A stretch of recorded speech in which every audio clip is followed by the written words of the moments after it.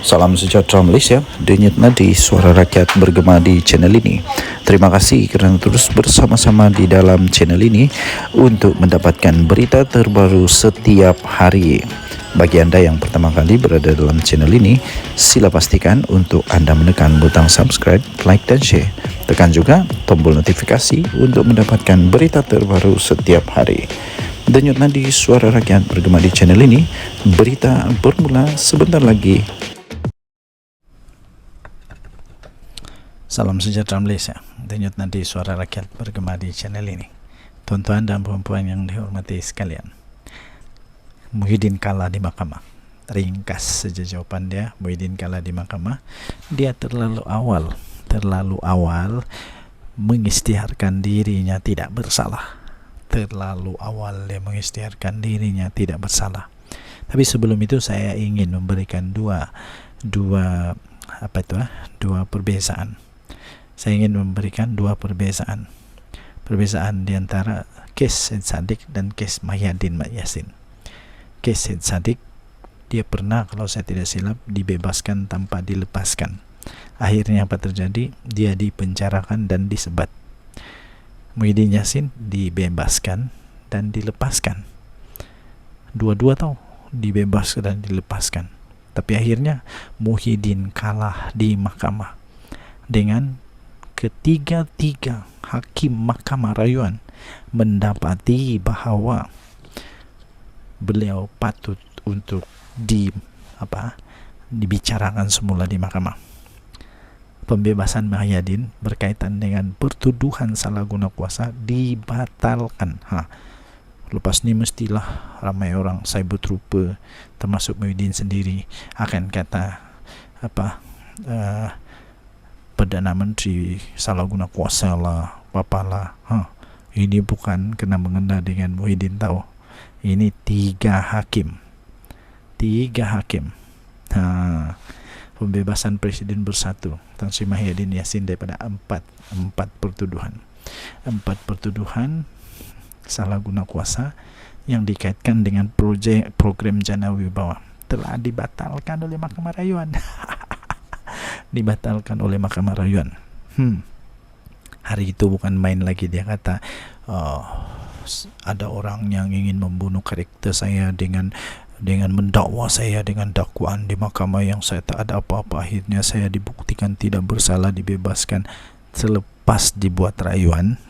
Selepas dibuat rayuan, panel hakim hari ini sebulat suara membatalkan keputusan Mahkamah Tinggi pada 15 Ogos tahun lalu.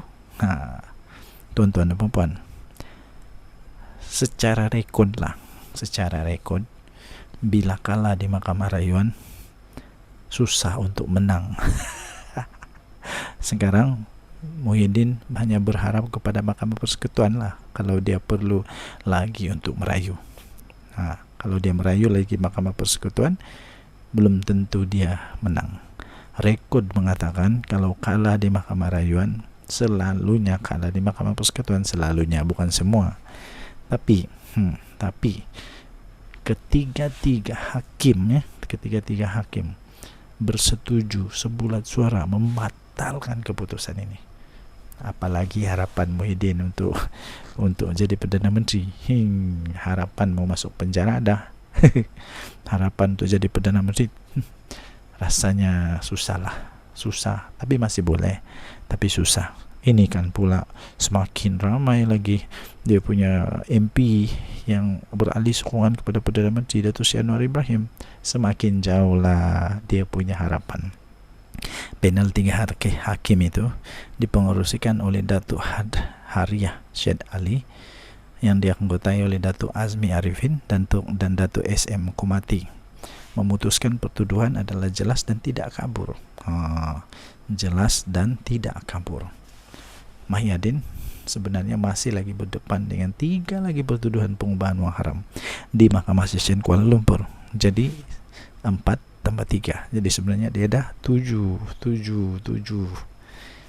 Pada tahun lepas, Muhyiddin telah dibicarakan atas 4 pertuduhan salah guna kuasa dan 3 pertuduhan pengubahan wang haram. membabitkan berapa? 232,5 juta yang dikaitkan dengan Jana Wibawa. Wow, waktu nak pastikan Najib masuk penjara, bukan main hebat lagi. Kali ini apa rasa kena sendiri? Rasanya kena karma kah? Tak juga lah kan. Tapi kita tengok, keputusan belum lagi selesai. Di dalam negara Malaysia menyatakan bahwa seseorang itu belum bersalah selagi belum diputuskan bersalah. Jadi hidupnya seperti biasa. Cuma saja sekarang dia akan hidup lebih susah lah. Muhyiddin akan hidup lebih susah. Dia akan turun naik mahkamah.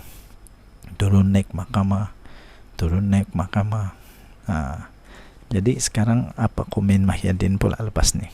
Apa pula komen dia lepas ni?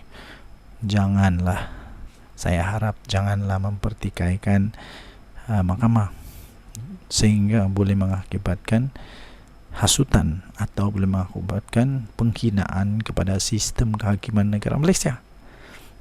Ingat, sistem kehakiman kita antara yang terbaik di dunia, paling berkredibiliti di dunia, boleh dipercayai. Buktinya, kita tak kisah Perdana Menteri kah, bekas Perdana Menteri kah, ataupun dia itu orang besar kah, bekas Ketua Menteri kah, bekas Menteri besar kah, kalau dia salah, tetap salah. Najib Razak, bekas Perdana Menteri, antara yang terbaik di Malaysia, antara yang paling disenangi, disayangi oleh rakyat. Ramai penyokong dia, sampai banyak dia punya jenama yang masih sekarang ini melekat di bibir masyarakat. Satu Malaysia contohnya, itu paling melekat sampai sekarang. Tapi apa yang jadi? Salah tetap salah. Itulah Malaysia. Kita tidak peduli, sebab kita tahu nothing is above the law. Tidak ada satu pun yang di atas daripada undang-undang negara Malaysia. Jadi Muhyiddin, adakah Muhyiddin akan menjadi orang kedua yang masuk penjara? Ingat, sebenarnya Muhyiddin bukan berdepan dengan 4, tapi 7. 4 tambah 3, 7 pertuduhan. Memang paling kesian, terbawa-bawa pula sekali dengan mentua pula menantu dia. Terbawa-bawa dengan menantu-menantunya sekali yang sudah melarikan diri pun sampai sekarang belum balik-balik.